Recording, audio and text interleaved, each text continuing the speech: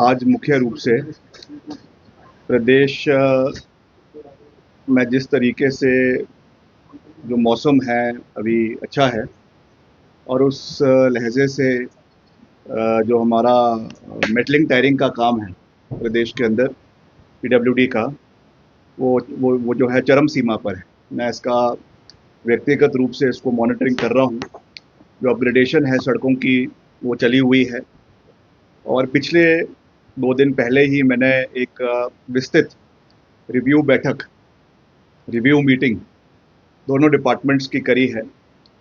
लोक निर्माण विभाग की भी करी है और शहरी विकास मंत्रालय की भी करी है, जिसमें सभी ईओज यानी जो हमारे एग्जीक्यूटिव ऑफिसर्स हैं सभी काउंसिल्स में, कॉरपोरेशंस में, उनसे भी हमने चर्चा करी है।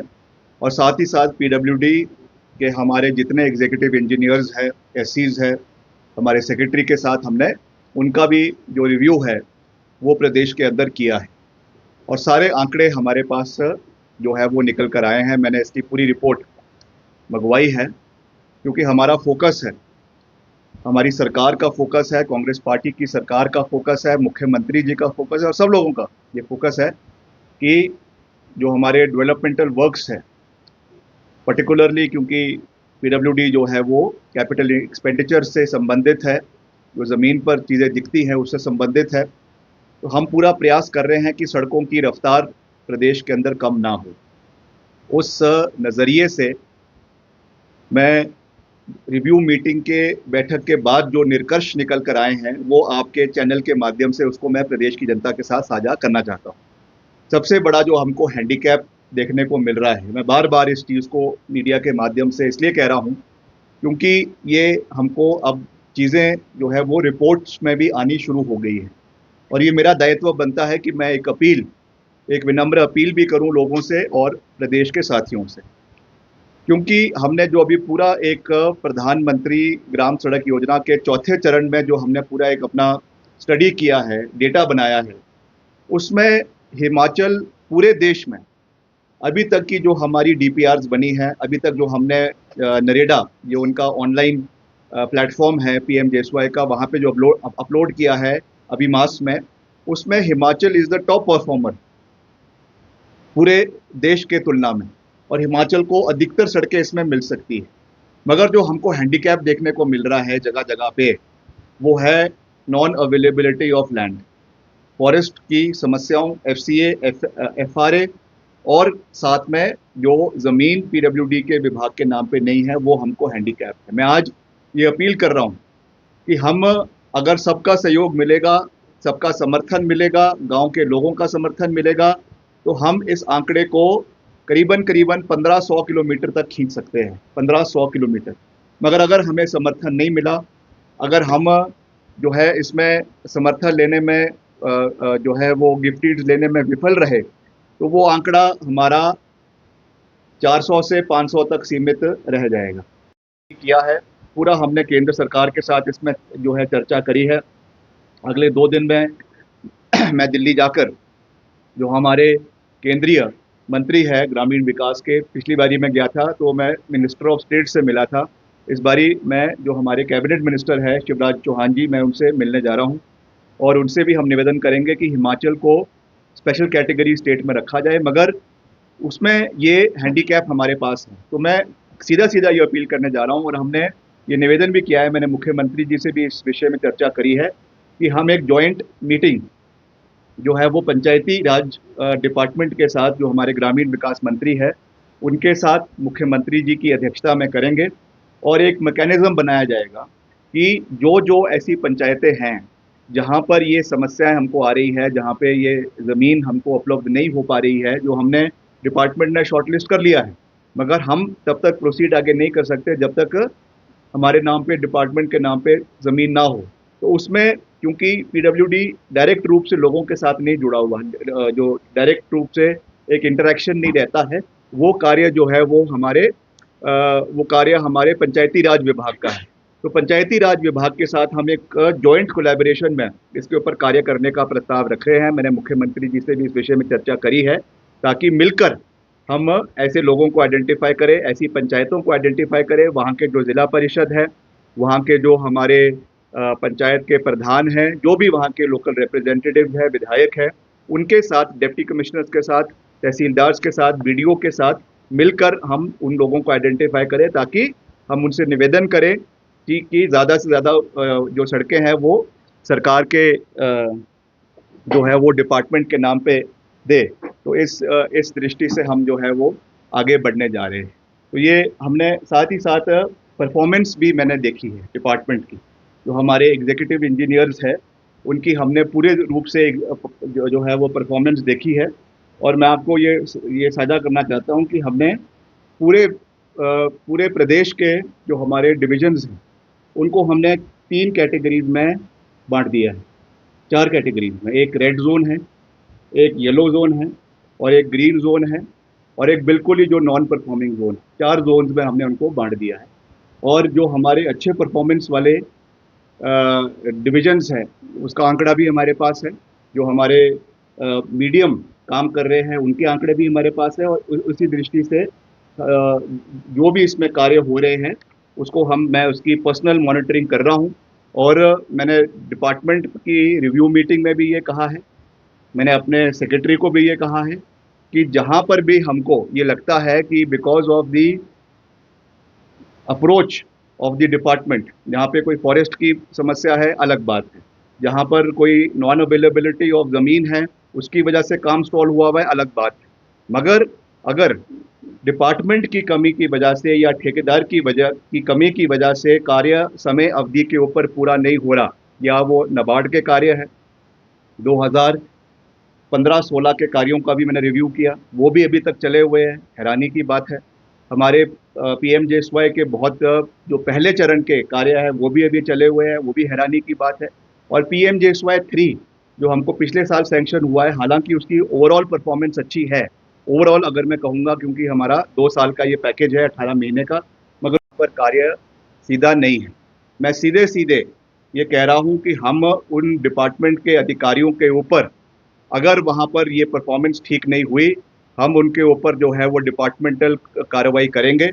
अगर अगर अगर आवश्यकता पड़ी तो ठेकेदारों को ब्लैकलिस्ट किया जाएगा, अगर आवश्यकता पड़ी तो वहाँ के जो डिवीजन के एग्जीक्यूटिव इंजीनियर्स हैं उनको चार्जशीट किया जाएगा, and it will be seen कि क्यों उन्होंने समय अवधि के ऊपर ये कार्य नहीं किया है। We mean business.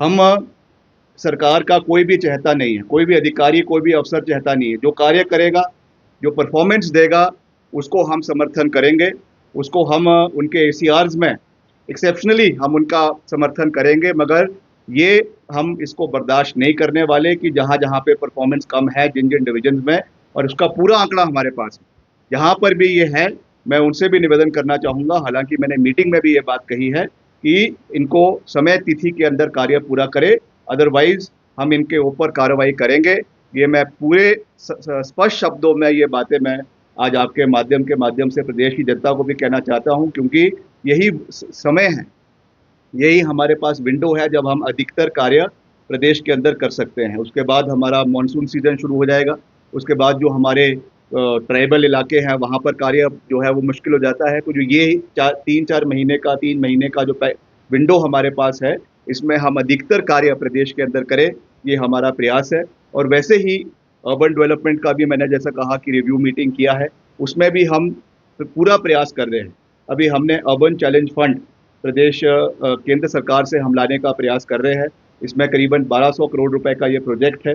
इसमें जो है केंद्र सरकार का भी सहयोग है 25% का, 25% स्टेट गवर्नमेंट का सहयोग है, और बाकी इसमें जो है वो मार्केट से पैसा उठाने की ये स्कीम है। कैपिटल जो है हमारे जितने नेशनलाइज बैंक्स है या ओपन मार्केट के माध्यम से, इसमें भी हम कोशिश कर रहे हैं कि मैक्सिमम हमारे जो प्रोजेक्ट्स है, चाहे वो सैनिटेशन के हैं, चाहे वो सीवरेज सिस्टम को प्रदेश के अंदर बेहतर करने के हैं, चाहे पार्किंग फैसिलिटीज़ को प्रदेश के अंदर बेटर करने के हैं। और यही संदेश मैं अर्बन डेवलपमेंट विभाग के अधिकारियों को भी हमने दिया है। जहाँ जहाँ के EO की परफॉर्मेंसेज अच्छी है उनको सहयोग किया जाएगा, जहाँ पे नहीं है वहाँ पर हम डिपार्टमेंटल एक्शन लेने में बिल्कुल भी गुरेज नहीं करेंगे। ये साफ संदेश हमने अर्बन डेवलपमेंट विभाग के अधिकारियों को भी दिया है। तो मैं एक बारी फिर से क्योंकि ये अब अगले मुझे एक्सपेक्टेड है कि अगले 1 महीने के अंदर 15-20 दिन के अंदर हमको इन प्रिंसिपल अप्रूवल्स जो है वो आपके PMJSY 4 की मिलने वाली है। एंटिसिपेशन है अभी, क्योंकि जिस तरीके से हम मंत्रालय में बात कर रहे हैं, सभी साथियों से बात कर रहे हैं, हमारे अधिकारी बात कर रहे हैं, मगर अभी हमारे आंकड़े जो है अभी जो उसमें टेंटेटिव आंकड़े दिखा रहे हैं वो करीबन करीबन अभी हमारा 600 से 700 किलोमीटर है। मगर जो हमने, जैसा मैंने कहा कि we can reach up to figure of almost 1500 kilometres, मगर वो प्रदेश की जनता के सपोर्ट के बिना और पर्टिकुलरली जो हमारे लोग हैं जिनकी ज़मीनें इसमें आ रही है उनके सपोर्ट के बिना ये पूरा नहीं हो सकता है। तो मैं इसको रिएटरेट कर रहा हूँ कि हम इसमें एक मुहिम मुख्यमंत्री जी की अध्यक्षता में हमारे ग्रामीण विकास मंत्रालय के साथ मिलकर हम चलाएंगे, जिसमें हमारे जितने भी पंचायती राज के लोग हैं, हमारे प्रधान हैं, उप प्रधान हैं, वहाँ के स्थानीय माननीय विधायक है और भी जो वहाँ के साथी जुड़े हुए हैं, उनके साथ इसमें एक पब्लिक सपोर्ट के साथ ज़मीन लेने का प्रयास किया जाएगा, ताकि जो हमारा एक लक्ष्य है कि हमने ज़्यादा से ज़्यादा हैमलेट्स, यानी जो हमारी हैबिटेशंस है जो भी नहीं जुड़ी हुई है सड़कों से, उनको जोड़ने के लिए जो ये स्कीम हमको केंद्र ज़्यादा से ज़्यादा गांव, अभी जो हमारे 200 से या 250 से कम आबादी के हैं, उनको जोड़ने का जो हम प्रयास कर रहे हैं उसमें ज़्यादा से ज़्यादा गांव जुड़े, ये हमारा लक्ष्य है, हमारी सोच है। और इसमें पूरा समर्थन हमको केंद्र सरकार से भी मिल रहा है। मैं हमेशा दलगत राजनीति से ऊपर उठकर कार्य करने में विश्वास रखता हूँ, because this is particularly central sponsored scheme, मगर एग्जीक्यूशन उसमें PWD का है, उसमें कोई दो राय नहीं है। We have to work as a team. This is about nation building, this is about reaching to the most far flung areas of the state. और ये खास करके जो हमारे इसमें बेनिफिशरी डिस्ट्रिक्ट्स है, जिला कुल्लू है, जिला सिरमौर है, जिला चंबा है, जिला लाहौल स्पीति है और किन्नौर है, ये मैक्सिमम बेनिफिशरी वाले डिस्ट्रिक्ट्स है जहाँ पे डिफ़िकल्ट एरियाज़ है, अभी भी बहुत से गांव इनएक्सेसिबल है। उनको जोड़ने के लिए ये स्कीम मैं समझता हूँ कि एक तरीके से रामबाण का कार्य करेगी। तो इसमें पूरा समर्थन हमें प्रदेश की जनता का मिले, ये मेरा आप लोगों के माध्यम से प्रदेश की जनता से जो है वो है। के लिए भी हम निरंतर मुख्यमंत्री जी से मैं चर्चा कर रहा हूँ। निरंतर मैं जो हमारे वित्त मंत्रालय के अधिकारी हैं, सचिव हैं, उनसे भी मैं चर्चा कर रहा हूँ। हमने 30 मार्च के पहले करीबन 170 करोड़ की पेमेंट्स जो है वो करी है, जिसमें PMJSY, CRF, आपके नाबार्ड और चीज़ों की उसमें पेमेंट्स हैं। और अभी कुछ ही दिन पहले जो है और करीबन 90 करोड़ की पेमेंट्स जो है वो प्रदेश में हमारे वित्त मंत्रालय के माध्यम से हुई है, जिसमें खास रूप से मैंने ये निवेदन मुख्यमंत्री जी से भी किया था और हमारे फाइनेंस डिपार्टमेंट को भी मैंने ये कहा है कि जो हमारे स्टेट वर्क्स हैं, पर्टिकुलरली जो RNR के वर्क्स हैं, छोटे काम हैं, जिसमें प्रदेश में छोटे छोटे ठेकेदार हैं, उनकी जो पेमेंट्स नहीं हो पाई थी पीछे, वो इसमें की जा रही है। और इसमें 90 करोड़ की हमको सैंक्शन मिला है, वो अभी प्रोसेस में है, कई जगहों पे वो डिवीजन में जा चुका है, कहीं में अभी नहीं गया है, उसका भी पूरा डेटा हमारे पास है। तो मैं पूरी तरीके से हम प्रयास कर रहे हैं कि जो हमारी देनदारियाँ डिपार्टमेंट की है उसको समय अवधि के ऊपर पूरा किया जाए, चाहे वो बड़े क्लास 1 ठेकेदार है, क्लास 2 है, क्लास 3 है या क्लास 4 है, सबको बराबर तरीके से हम करके उनके हम भुगतान करने का पूरा प्रयास कर रहे हैं। और जो भी मैं कह रहा हूँ ये मैं आंकड़ों के बेसिस पे, फैक्ट्स के बेसिस पे ये बात मैं जो है वो कह रहा हूँ। ये निश्चित तौर से बड़ा संवेदनशील मसला है और प्रदेश की ही नहीं मगर पूरे देश की आंतरिक सुरक्षा से जुड़ा हुआ है। जब हम तुर्की के सेब को देश के अंदर उसका बहिष्कार करने की बात कर रहे हैं, तो निश्चित तौर से प्रदेश के अंदर जो भी ऐसी कंपनीज़ है, क्योंकि जो मिनिस्ट्री ऑफ सिविल एविएशन है उन्होंने भी ये निर्णय लिया है कि जितना भी कार्गो हैंडलिंग अलग अलग बड़े एयरपोर्ट्स में देश के अंदर जो टर्की की कंपनीज़ है वो करती है, उसको जो है वो अबेयंस में रखा गया है। तो निश्चित तौर से इसकी पूरी रूपरेखा प्रदेश के अंदर भी बनाई जाएगी कि कौन सी ऐसी कंपनीज़ है, क्योंकि अभी कईयों में पता भी नहीं चलता है, क्योंकि जॉइंट वेंचर में कार्य हो रहे होते हैं। मगर फिर भी हम आइडेंटिफाई करेंगे, सरकार आइडेंटिफाई करेगी जो भी ऐसी कंपनीज़ है जिसमें कोई भी फंडिंग या कोई भी उसमें जो है शेयर्स जो है तुर्कियों के कंपनी के हैं, उनको प्रदेश के अंदर पूर्ण रूप से उनका बहिष्कार जो है वो होना चाहिए। क्योंकि उन्होंने खुले रूप से पाकिस्तान का समर्थन इस 3 दिन के जो हमारा स्कर्मिशेस हुए हैं उसमें दिया है। It is very unfortunate. और इसमें जो है ये इसमें कोई भी कॉम्प्रोमाइज़ प्रदेश की और देश की राष्ट्रीय सुरक्षा में नहीं होना चाहिए। जो भारत के साथ इस समय में खड़ा नहीं है, उनको उनका हर तरीके से उनका विरोध होना चाहिए, चाहे वो इकोनॉमिकली है, चाहे वो सैंक्शंस के रूप में है, चाहे वो किसी भी रूप में है। सर, शिमला से जो है वो ले जा रहे हैं, किस तरीके से देख रहे हैं? देखिए, इसमें 2 चीज़ें हैं। पहला तो ये है कि निश्चित तौर से ये बात है कि प्रदेश का जो शिमला ज़िला है, शिमला क्योंकि कैपिटल भी है, और शिमला कहीं न कहीं ओवर कंजेशन शिमला के अंदर हो रहा है। क्योंकि जब शिमला शहर बना था, तो इतने लोगों के लिए नहीं बना था जितनी अंग्रेज़ों ने जब इसकी स्थापना करी थी। मगर इसमें over the period of time बहुत सी आबादियाँ बढ़ी हैं, स्टेट कैपिटल है, डिस्ट्रिक्ट कैपिटल भी यहीं पर ही है, डिस्ट्रिक्ट एडमिनिस्ट्रेशन का कैपिटल भी यहीं है, सारे ऑफिसेज, बोर्ड्स, कॉरपोरेशंस के ऑफिसेज यहाँ पर है। ऊपर से टूरिज़्म कैपिटल भी प्रदेश का है, जिसकी वजह से बहुत से टूरिस्ट इन्फ्लक्स है। इसलिए शिमला में अर्बनाइजेशन की एक समस्या तो है।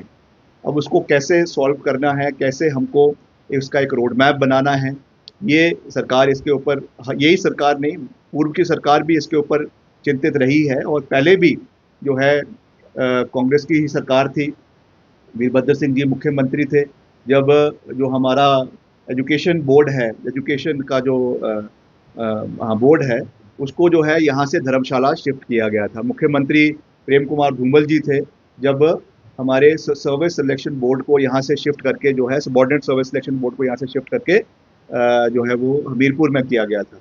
मगर सेंटिमेंट्स तो जुड़े रहते हैं, इसमें कोई दो राय नहीं है। मैंने कैबिनेट में भी ये बात कही थी कि जितने भी एम्प्लॉयज़, अगर ऐसा कोई डिसीजन सरकार को लेना है तो हमको संवेदनशीलता सबसे पहले रखनी है। उसमें जैसे जितने भी एम्प्लॉयज़ हैं, खास करके जो महिलाएं हैं, खास करके जो ऑन द वर्ज ऑफ जो है रिटायरमेंट है, तो ऐसे लोग हैं, उनका खास ख्याल रखा जाए और इन सब चीज़ों का ख्याल रखा जाए कि रैशनलाइजेशन भी है।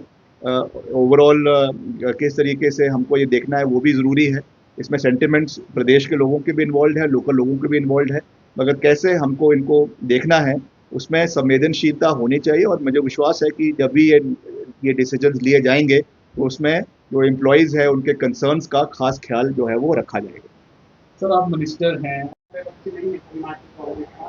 तो लगता है कि वो कमी भी है और या फिर नहीं, देखिए, निश्चित तौर से इसमें कोई दो राय नहीं है कि प्रदेश कार्यकारिणी का गठन काफ़ी लंबे समय से नहीं हो पाया है, तो वो होना चाहिए और बहुत जल्द होना चाहिए, इसमें कोई दो राय नहीं है। इस विषय में जो हमारी पार्टी की अध्यक्षा हैं प्रतिभा सिंह जी, उन्होंने भी इस विषय को जो है वो रखा है और मुख्यमंत्री जी ने भी रखा है। तो जो भी, बिकॉज़ जो संगठन को बनाना है और पर्टिकुलरली पीसीसी का जो नियुक्ति है, that is the prerogative of the high command. तो उनको ये फैसला लेना है कि वर्तमान अध्यक्ष को उन्होंने जो है रखना है या नया अध्यक्ष बनाना है, that is the prerogative of the high command. मगर मैं समझता हूँ कि जल्दी ये फैसला लिया जाना चाहिए। जो भी पार्टी का हमारा केंद्रीय नेतृत्व है, जो भी वो सोचता है, उसका अर्ली इम्प्लीमेंटेशन प्रदेश के अंदर जो है वो होना चाहिए, दैट इज़ वेरी इंपॉर्टेंट। और प्रतिभा सिंह जी को जब बनाया गया था, मैं खुद उसका साक्षी हूँ कि उन्होंने कभी ये कहा नहीं कि मुझे जो है वो पार्टी का अध्यक्ष बनाए। उस समय परिस्थितियाँ ऐसी थी प्रदेश के अंदर, हम विपक्ष में थे और हाल ही में हम लोकसभा का चुनाव मंडी का जो है वो श्रीमती प्रतिभा सिंह जी ने विपरीत परिस्थितियों में जीता था। और उस समय पार्टी के जो हमारे इंचार्ज थे राजीव शुक्ला जी, उन्होंने ये प्रस्ताव रखा कि उनको पार्टी का अध्यक्ष बनाया जाए और उन्होंने उस समय उसका कमान को संभाला और मिलकर उनकी अध्यक्षता में जो हमारे जो डिप्टी चीफ मिनिस्टर है, उस समय नेता प्रतिपक्ष थे, उन्होंने और मिलके जो उस समय जो हमारे वर्तमान मुख्यमंत्री है, जो उस समय कैंपेन कमेटी के अध्यक्ष थे, सब ने मिलकर इस सरकार को लाने में सबका योगदान है। तो now it is the prerogative of the party high command कि किसको बनाना है, रखना है या नहीं रखना है और कब बनाना है। मगर मैं ये ज़रूर कहूँगा कि जिसको भी बनाना है, मगर प्रदेश के अंदर एक कद्दावर नेता को जो है वो कमान सौंपनी चाहिए और ऐसे नेता को सौंपनी चाहिए जिसका कम से कम 2-3 जिलों में अपना पर्सनल प्रभाव जो है एक व्यक्ति के रूप में हो, और वो उसको पार्टीज को आगे लाने की आवश्यकता है। किसको बनाना है, that is the prerogative of the party. मगर रबर स्टैम्प जो है एक किस्म से हम किसी को संगठन में लाए, तो मैं समझता हूँ that will be detrimental to the interest of the party. बाकी that is the prerogative of the party कि हमको मास लीडर्स को मजबूत करने की आवश्यकता है और मिलकर संगठन को तवज्जो देने की आवश्यकता है, क्योंकि हमने लंबा सोचना है, लंबा देखना है। कम से कम अगले 15-20 साल तक संगठन मजबूत रहे, फ्रेश ब्लड का जो है संचार पार्टी के अंदर हो। उसके लिए ज़रूरी है कि मास लीडर्स को एम्पावर किया जाए और फिर मिलकर हम संगठन और सरकार को चलाए। इस तरीके से हमको आगे बढ़ने की आवश्यकता है। कुछ नहीं है। I am very much part of the cabinet Himachal Congress की वो है, और I am thankful to the honourable Congress president Mallikarjun खड़गे जी और सभी हमारे जो नेता हैं Rahul ji, Sonia ji, that they have given me this responsibility. इस कम उम्र में मुझे जो है महत्वपूर्ण मंत्रालय प्रदेश सरकार में दिए हैं और आगे बढ़ने का हम कार्य कर रहे हैं।